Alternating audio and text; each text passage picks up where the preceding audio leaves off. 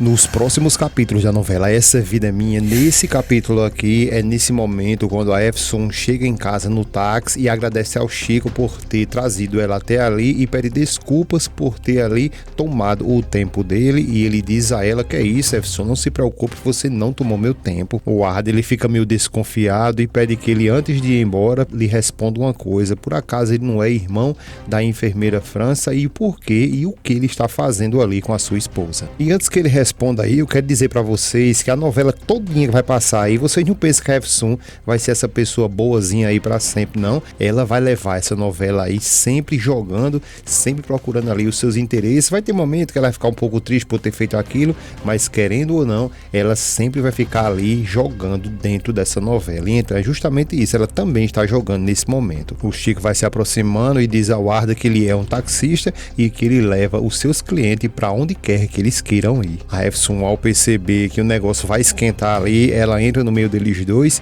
e pede que eles dois se acalmem e pergunta de onde foi que saiu assim tanta valentia. A Efson, com o jeito dela, ela vai empurrando ele e pede que ele vá embora, que já basta, valeu mesmo, muito obrigado, e empurra para que ele vá embora. Então é justamente isso que ele faz. O Arda diz a ele que, por favor, ele não quer voltar mais ver ele ali naquela mansão. Chico responde a ele que o que está parecendo é que ele, o Arda, está querendo mesmo que ele vá lá e dê uma sapecada na cara dele, né? A Efson mais uma vez diz que ele ande e vai embora agora mesmo. O Arda até ameaça ir pra cima dele novamente. A Efson segura o Chico, vai embora, e a Efson pergunta aonde ele pensa que vai. A Efson logo em seguida questiona ele o que ele pensa que está fazendo e que mais uma vez ele está agindo como um tonto ali, e pergunta a ele se por acaso ela não pode chegar pelo menos uma vez ali de táxi na sua casa. Ela tenta ali desdobrar ele, fala um monte de coisa e ele não quer nem saber, apenas ele olha pra ela seriamente e pergunta aonde você estava. Ela pergunta o que aconteceu e se por acaso ele se preocupa com ela. Ele diz mais uma vez para que ela fale agora mesmo onde ela estava e que entrou em contato com ela várias vezes, o telefone dela estava desligado, e diz a ela mais uma vez para que ela responda onde ela estava. A Efson diz que já que ele está insistindo tanto para saber onde ela estava com a Cinep e foi lá para olhar aquelas gravações. O Ardan fica revoltado com ela e diz que já falou para ela várias vezes que entre ele e a Cinep não há mais nada e o que é que ele tem que fazer para que ela acredite nele. Enquanto o Arda fica discutindo aí com a Efson, a cena vai mudar e vai lá para a barraca que está com o Mermete e a FG nesse exato momento, que está colocando uma sopinha lá para o Mermete, agradece a ela e diz que nunca mais ele comeu uma papinha assim tão deliciosa há muito tempo. A Barra diz que a única coisa que eles têm para oferecer a ele é apenas isso aí e pede desculpas. Ele pergunta a ela o que ela está querendo dizer, que isso ali é muito gostoso, ela não precisa nem se preocupar com isso e que aquela sopinha com a cebolinha ficaria perfeito. A Efigênia diz pra ele que tem um pouco na cozinha, que se ele quiser, ela pode buscar. Ele responde que perfeito e ela sai pra ir pegar. Logo depois, o Mermete olha pra Barra e pergunta como foi que ela conseguiu conhecer ali a Efigênia. Nessa cena aqui, eu repito pra vocês que a Barra, ela foi presa, daqui a pouco eu digo o motivo a vocês, mas ela responde ao Mermete que conheceu ela na prisão porque elas estavam na mesma cela. Mermete fica pensativo e a Barra continua dizendo que quando elas estavam lá na cela, a Efigênia apoiou ela ali incessantemente. O Mermete diz que fica muito agradecido por ela ter feito isso por ela, pela Barra. Ao mesmo tempo que ela chega, entrega ao Mermete, o Mermete pergunta a Barra se ela quer um pedacinho, a Barra diz que não, mas ele diz que vai colocar pelo menos um pedacinho no prato dela, depois ele morde e diz que está uma delícia. Ele prova a sopa e diz que essa comida ali é uma comida perfeita. E pessoal, algumas coisas aconteceram de lá até aqui e eu vou contar pouco a pouco a vocês para que vocês fiquem ligados no que vai vir ainda de novidade na novela Essa Vida é Minha,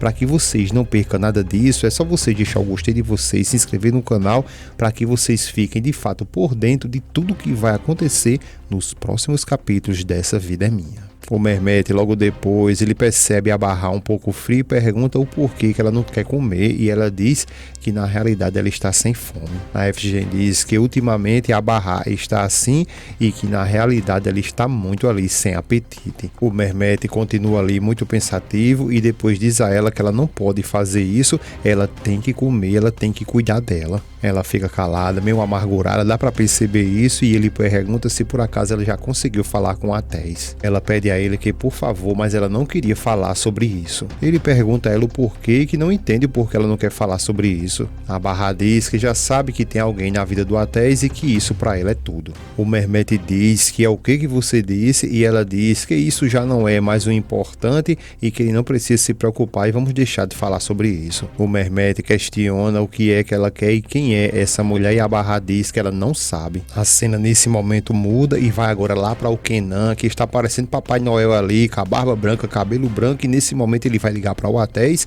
e o Atés, ao atender, pergunta o que é e ele, o Kenan, fala se por acaso ele sabe com quem está falando. O Atés imediatamente conhece a voz dele e diz que é o Kenan, né? E o Kenan responde que sim, que ele adivinhou muito bem. O Kenan diz que quer falar com ele, vai lhe esperar e que vai estar desarmado e que vai esperar ele em 1 hora. E o Cemal nesse momento, só para vocês ficarem sabendo, ele vai estar trabalhando para o Kenan. E logo depois que o Kenan disse que ia querer falar com ele, estava desarmado e tal, aquela coisa toda, ele diz que vai ficar esperando ele lá no armazém em 1 hora. O Atés apenas diz que sim e que aí eu estarei e desliga o telefone. A Nehri nesse exato momento chega lá na casa da Barra e ao chegar lá a Barra ela fica até um pouco assustada e pergunta a ela o que é que ela está fazendo ali na casa dela. Ela fica calada e a Barra continua insistindo, perguntando o que é que ela quer e o que é que ela está fazendo ali, e ela pergunta a Barra se por acaso elas podem conversar. O Mehmet nesse momento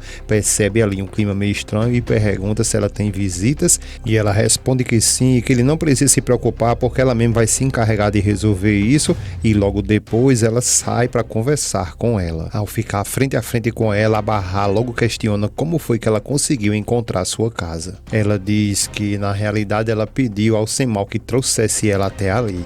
A Barra então fica ainda mais curiosa e pergunta como é que ela conhece o Cemal. Ela fica calada e a Barra continua insistindo para que ela diga agora mesmo de onde que ela conhece ele. Ela responde a Barra, bom, é porque eu conheço muito bem o Cemal, e fica até tremendo um pouco a voz ali querendo chorar, e a Barra diz para que ela responda agora mesmo e ela diz é porque, e fica novamente calada e a Barra insiste de novo para que ela diga o porquê e como ela conhece o Cemal. Então ela revela de uma vez por toda que conhece o Cemal porque ela é a sobrinha do Kenan. Cemal nesse exato momento está esperando o Atés que chega e o Cemal bota uma cara velha feia da gota serena ali, como se tivesse ali querendo mostrar que ele de fato é brabo. Então é quando o Atés desce da moto, olha para ele, começa a sorrir e diz que o Kenan tem ali os seus cachorrinhos que seguem ele para todos os lados que ele vai, né? Logo depois ele abre as mãos para que eles revistem o Atés, depois que ele se aproxima do Cemal e diz a ele que ele segue ali sendo porteiro, né? Ele apenas responde o Atés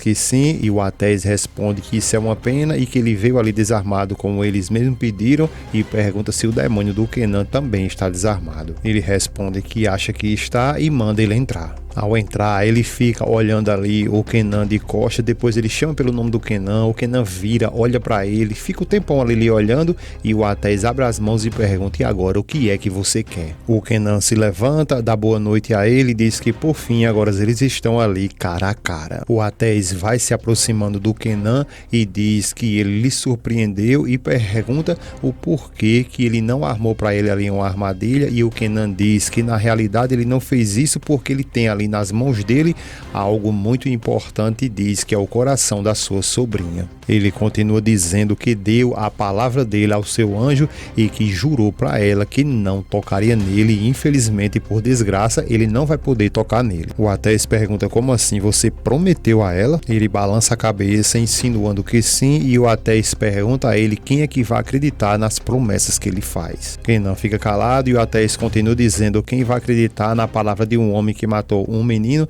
e também uma mulher, e pede para que ele responda agora mesmo. O Kenan pergunta se isso é tudo e manda ele continuar e dizer todas as coisas que ele quer dizer. Atés fica calado e o Kenan continua dizendo que ele pode falar tudo o que ele quiser, que ninguém vai fazer nada contra ele e que pode lhe prometer. O Atés continua calado, apenas olhando para ele, e o Kenan continua dizendo a ele que ele se limpe, que diga abra o coração dele e fale tudo o que ele quer fazer e que ninguém vai fazer nada contra ele, que pode jurar isso para ele. O Atés vai se aproximando ainda mais dele e diz que ele não tem nenhum medo e que na realidade quem deveria ter medo ali era ele, o Kenan. O Kenan fica em silêncio e o Atés continua dizendo que ele é quem deveria ter medo, tanto pelo que ele fez contra a Barra, também ali contra seu filho, contra a Razete, e diz que no final dessa história ele mesmo, o Atés, é quem vai acabar com ele. Ele depois puxa uma bala do bolso, o Kenan fica só olhando para ele aponta essa bala para o Kenan e diz que ele olha muito bem para essa bala, que ela vai estar diretamente ali dentro do coração dele. Ele pega a bala, coloca na mão do Kenan